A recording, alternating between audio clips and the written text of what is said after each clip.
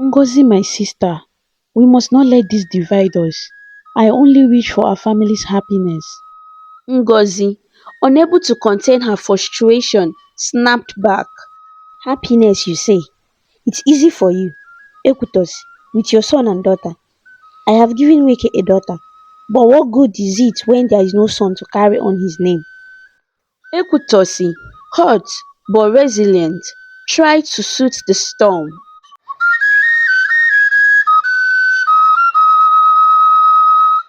In the vibrant village of Ndekpa, in the eastern part of Nigeria, two strong women, Ngozi and Ekutosi, found themselves entwined in the complexities of marriage to the same man, Mr. Nweke, a wealthy farmer.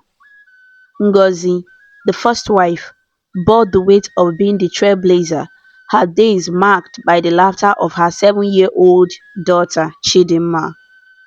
Ekutosi, the second wife, gracefully embraced her role, her days filled with the joyous chaos of her two children, a lively 5-year-old boy named Obina and a sweet 3-year-old girl named Amarachi. The village whispered tales of their unique family dynamics, but the women stood united, bound by the love for their children and the respect for the man they both called husband. Mr. Nweke, a man of stature and influence in the community, managed his expansive farmland with dedication. His heart, however, was divided between the two homes he had created.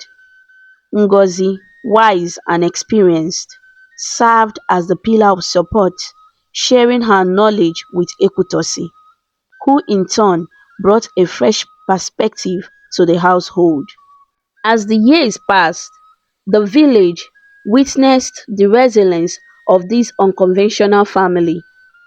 Ngozi's daughter Chidinma and Ekutosi's children Obinna and Amarachi grew up as siblings, oblivious to the societal norms that tried to define their family. The two women, though different in temperament, found strength in their shared experiences, their bond deepening with each passing challenge. In the once harmonious home of Ngozi, Ekutosi, and Mr. Nweke, the warmth that once bound them began to wither away. Ngozi, burdened by the absence of a son, found herself drowning in a sea of envy. Her heart, once open to the love Ekutosi offered, now harbored a bitter resentment that manifested in every glance and word exchanged. One evening, as the sun painted the sky with hues of orange, Ngozi's seemly emotions boiled over. Ekutosi, sensing the growing tension, approached Ngozi with an olive branch of peace. Ngozi, my sister, we must not let this divide us. I only wish for our family's happiness. Ngozi, unable to contain her frustration, snapped back. Happiness, you say? It's easy for you, Ekutos, with your son and daughter. I have given Weke a daughter, but what good is it when there is no son to carry on his name? Ekutosi, hurt but resilient, tried to soothe the storm. Ngozi, let's not let this tear us apart. We are family, bound by love. Ngozi, blinded by her own discontent, retorted. Family, you are just a reminder of my failure to give him a son. Stay away from me.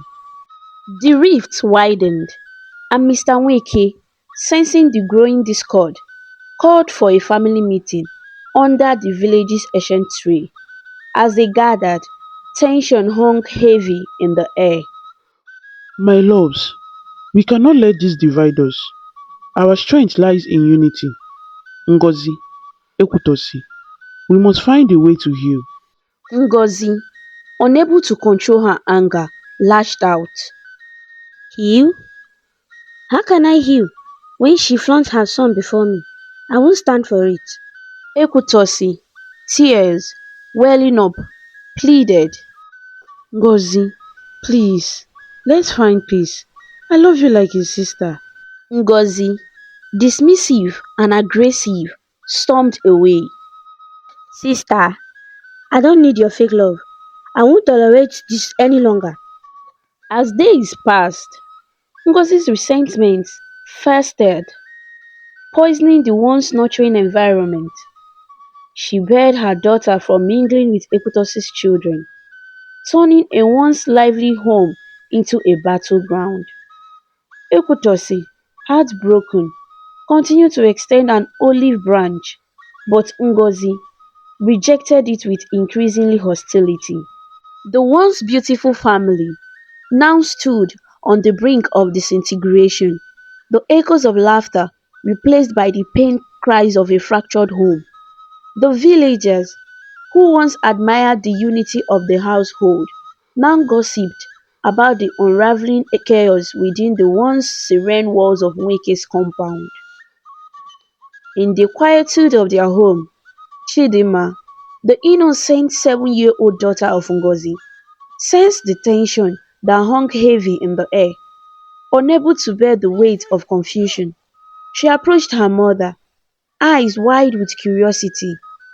Mother, why is there so much fighting in our home now? It wasn't like this before. Ngozi, her heart heavy with resentment, sighed deeply before responding. Chidinma, my dear, there are things you are too young to understand. Just know that things have changed. Chidinma, persistent in seeking answers, asked. But why, mother? Why is everyone so angry? Ngozi, her eyes darkening with a shadow of bitterness, decided to weave a tale that would shape her daughter's perception. You see, Chidinma, Ekutos is not what she seems. She's a witch who bewitched your father. That was why he married her. And now she has a son. She's taking away everything that rightfully belongs to us. Chidinma, wide-eyed and bewildered, questioned. A witch? But why would she do that, mother? Wasn't I good enough as a daughter? Ngozi, feeding the flames of resentment, replied with a venomous tone. It's not about you, my child. It's about what your father worked so hard for. Everything he has is supposed to be ours. But now, Ekutos' son will take it all away from you and me. Chidinma, torn between loyalty to her mother and the confusion in her heart, stammered. But, but, but Obinna is just a child. Why can't we all be a family? Ngozi, molding her daughter's beliefs, warned. No, Chidema, you must never call Ekutos' children your siblings. Stay away from them. They will take everything from us. As Ngozi planted seeds of discord in her daughter's innocent heart, Chidinma felt a profound sense of confusion and loss. The once vibrant and united family was now overshadowed by a cloud of bitterness, and the bond between mother and daughter was tainted by the poison of resentment. The ripple effects of Ngozi's words would shape the course of their family's destiny in the ways neither of them could fully comprehend. The shadows of deception and tragedy. Ngozi's sinister plot unfolded as Ekwutose and her younger daughter ventured to the market. Unaware of the impending tragedy, Obinna found himself alone in their home, stirred from his slumber. Obinna, feeling a sense of loneliness, sought solace in Ngozi's hut, unknowingly walking into the web of deceit spun by the first wife. Ngozi, wearing a mask of false warmth, welcomed him with a feigned cheerfulness. Obinna, my dear, I bought something for you at the market. Come, take this apple. Obinna, trusting and innocent, accepted the poisoned apple, unaware of the malevolent intentions behind the seemingly generous gesture. Ngozi, with a twisted sense of triumph, watched as Obinna left her hut, carrying the instrument of his unwitting demise. As Obinna stepped outside the compound, Fate played its cruel hand. He encountered Chidinma, Ngozi's daughter, on her way home. Excitedly, she saw the apple and requested a share of the supposed gift from Ngozi. Obinna, filled with love for his sister, willingly handed over the apple. Unknown to them, it was a gift laced with tragedy. Chidinma, blissfully unaware of the danger lurking within the apple, enjoyed the forbidden fruit on her journey home. However, the sweetness turned to bitter agony as she clutched her stomach and fell to the ground in pain. Ngozi, feigning concern, rushed to her daughter's aid, questioned her about the source of the poisoned gift. Chidinma, in her final moments, pointed an accusing finger at Obinna, unknowingly sealing the fate of an innocent child. The heartbreaking reality unfolded as Chidinma succumbed to the poison, leaving Ngozi to grapple with the consequences of her malevolent actions. Obinna, witnessing the tragedy he unintentionally played a part in, cried out in despair. In the aftermath of the tragic event, the air in Weke's compound hung heavy with grief and accusations.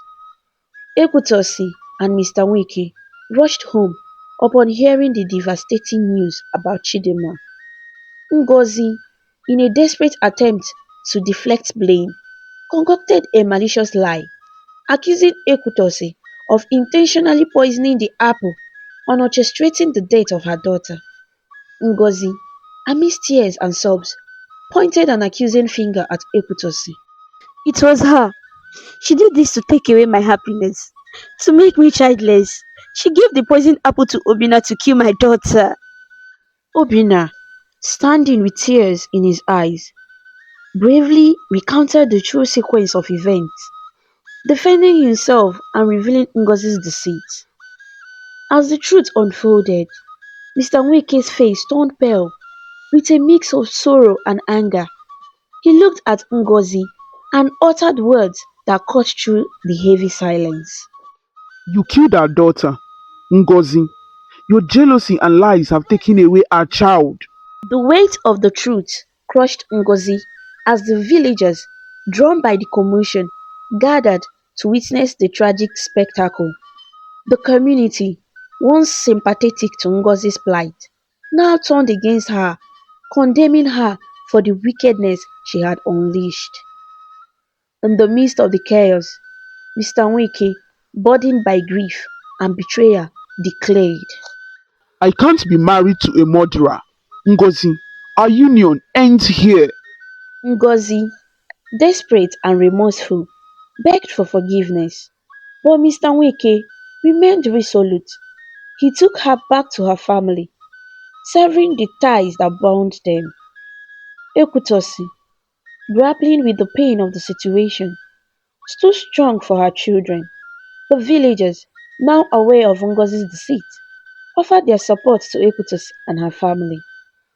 In the following days, Ekwutossi and her children embarked on the journey of rebuilding their lives, carrying the scars of a tragedy that had unfolded within the walls of their once shared home. The village, though scared by the event, began to heal, and the whispers of the once divided community evolved into tales of resilience and the triumph of truth over deception.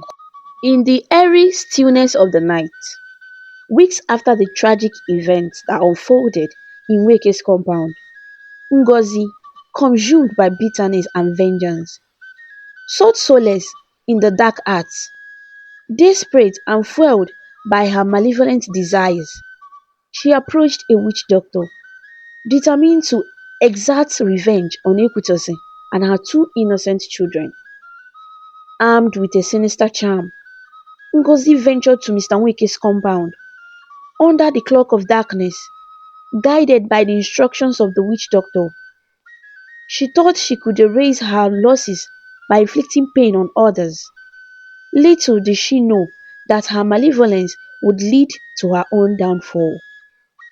As Ngozi chanted incantations under the moonlit sky, her intentions Nefarious, a twist of fate intervened. Equitus, stirred from her sleep, stepped outside to relieve herself. To her honor, she discovered Ngozi in the act of casting a spell. Equitus, aghast, screamed for help, rousing Mr. Nweke and alerting the neighbors.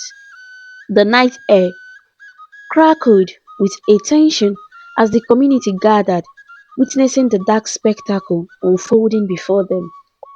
Ngozi, caught in the act, found herself unable to escape the consequences of her malevolent deeds. Thunder rumbled through the sky as she began to confess her sins, revealing the depth of her wickedness. The villagers, once sympathetic to her plight, now recoiled in horror as the revelation of her true nature. As the confessions spilled from Ngozi's lips, a bolt of lightning struck her, leaving her in a state of madness. The once cunning architect of deceit now writhed in the grip of her own madness, the consequences of her actions consuming her. In the aftermath of this supernatural intervention, Mr. Wike and his family, spared from the intended harm, stood grateful for the twist of fate that had protected them. The community, though shaken by the events, rallied around the Wike family, offering support and solace in the wake of the supernatural spectacle that had unfolded. Ekwutossin and her children, resilient in the face of adversity, choose to move forward with their lives, leaving the dark chapter behind them. The village, now aware of the consequences of deceit and malice, embraced the dawn of a new era marked by unity, resilience, and the triumph of good over evil. The tale of Ngozi, Ekwutosi, and Mr. Nweke imparts a poignant moral lesson about the destructive power of jealousy, deceit, and the pursuit of vengeance.